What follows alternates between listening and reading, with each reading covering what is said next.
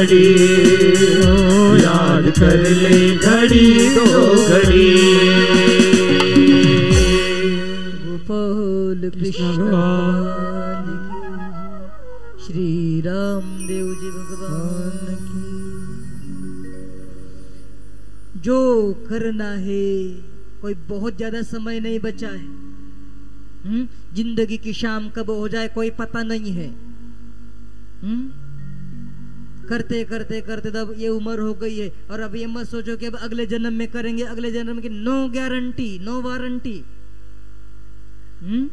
अभी तो चाइना में सामान आ रहा, यूज एंड थ्रू फेंको, हो गया काम खत्म।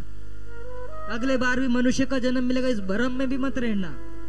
अच्छे कर्म करेंगे तो मनुष्य का जन्म मिलेगा, और गलत कर्म करेंगे तो ज्यादा धन धन धन के तो बन साप,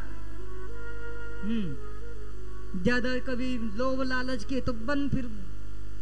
ये कोई मैं श्राप नहीं दे रहा हूं, घबराना मत, ताकत है भी नहीं, कुछ नहीं होने वाला। सावधान मेरे बंधु, हमको तो सच में हमारा तो भाग्य है, सच में कहीं हमेशा बोलता हूं, अरे अपना तो भाग्य है कि हमको बापू जैसे संत सतगुरु रूप में मिल गए। इससे बड़ा और क्या भाग्य की बात करते हैं। कई बार कोई हमको पूछता, महाराज भगवान को देखा? अब काय को झूठ बोलना, कोई पूछता भी है भगवान को देखा? हम ईमानदारी से कहते नहीं देखा। फिर मैं उनको गर्व से कहता हूं, हमने भगवान को नहीं देखा, लेकिन जिन्होंने भगवान को देखा है हमने उनको देखा है, गोपाल कृष्ण भगवान। पर आप भी गर्व करो। भगवान को देखा?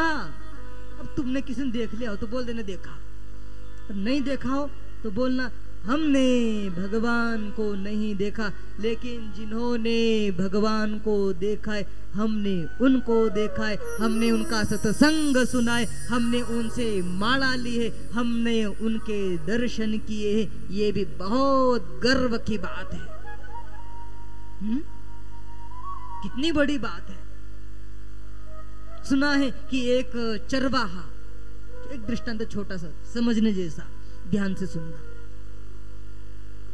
एक गाय चराने वाला चरवाहा जंगल में गाय चरा रहा था, और उसको गाय चराते चराते, तो गाय चराने वाले तो क्या सब पत्थरों से खेलना है, पत्थर इधर फेंक, उनको क्या काम, गिल्ली डंडा खेलना।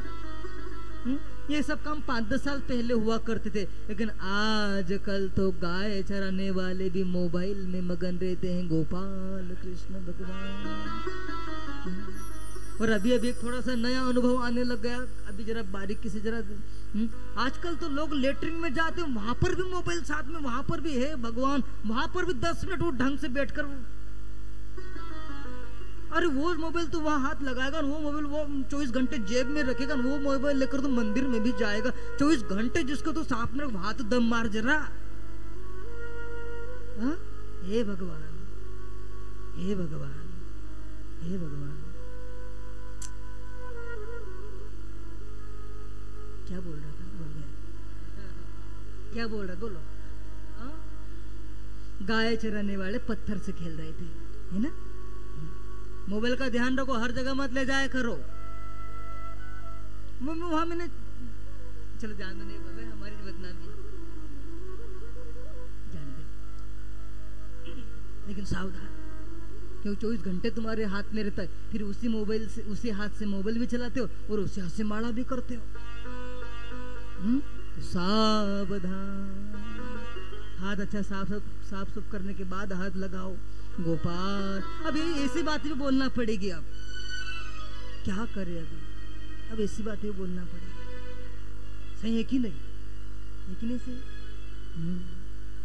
क्या बोल रहा था, मैं भूल गया। वो गाय चराने वाला है ना, गाय चराने वाला पत्थर से खेल रहा था, अचानक क्या हुआ, कहीं से उसे एक चमकीला पत्थर मिल गया। सावधानी से सुनना, पूछूंगा क्या हुआ, सावधान।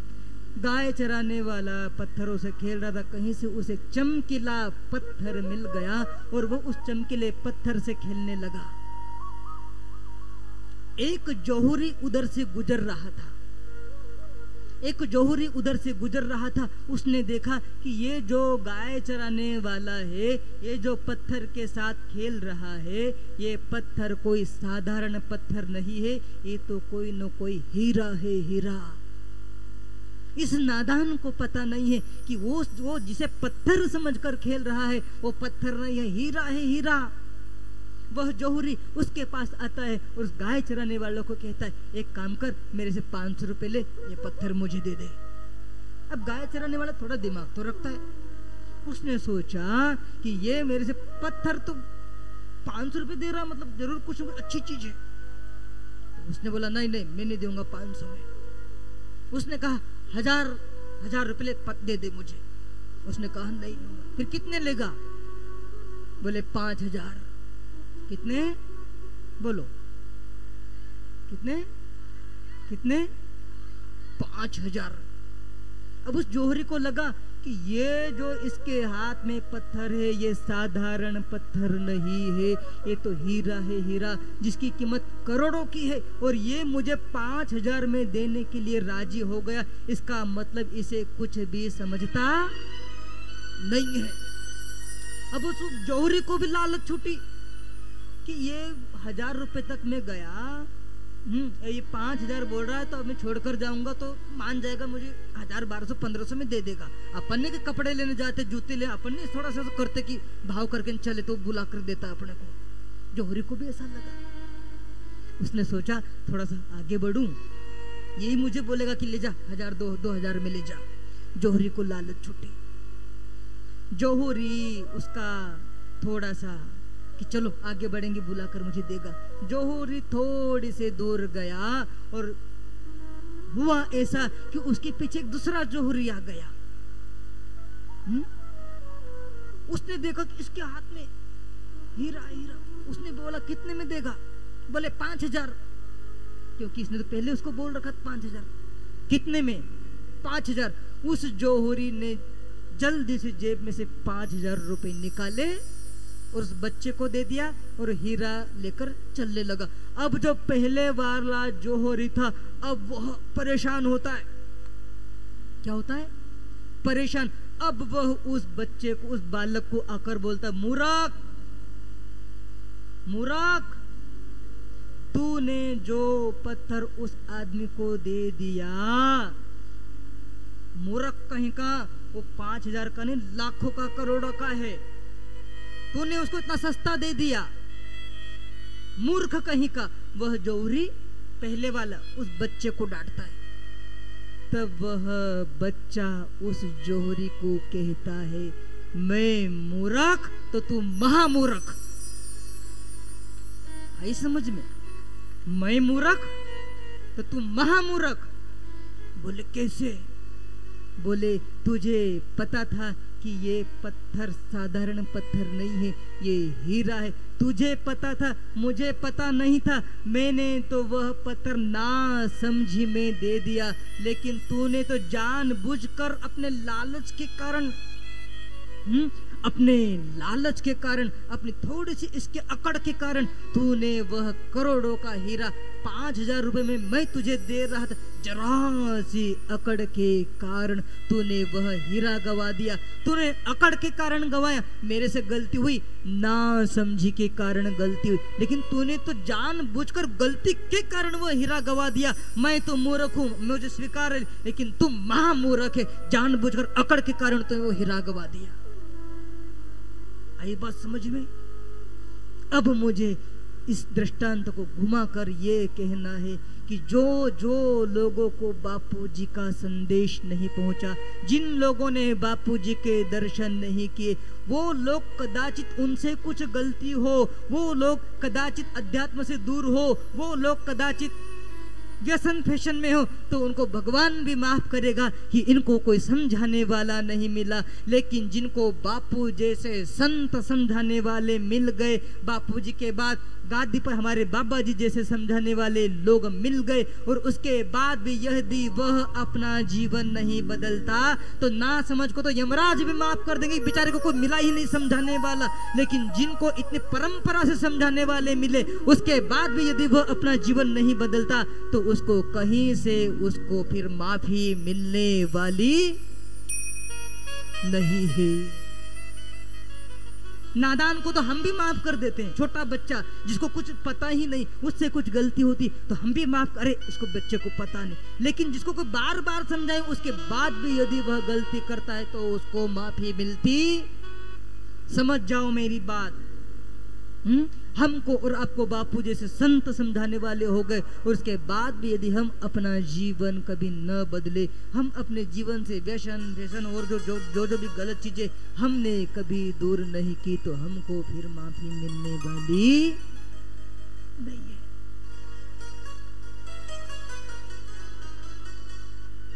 दास कहे संग्राम हाथ में हीरा आया, पड़ी नहीं बिछान हाथ गोपन में बाया।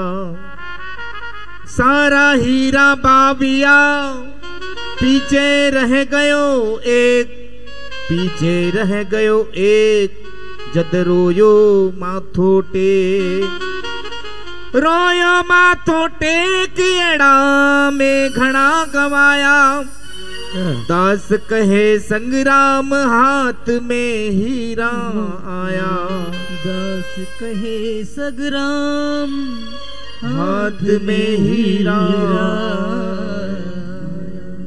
संतों ने आने वाली श्वास को, जाने वाली श्वास को हीरा कहा। श्वास श्वास में नाम जप, वृथा श्वास मत खोए, ना जाने इस श्वास का फिर आवन होए न होए।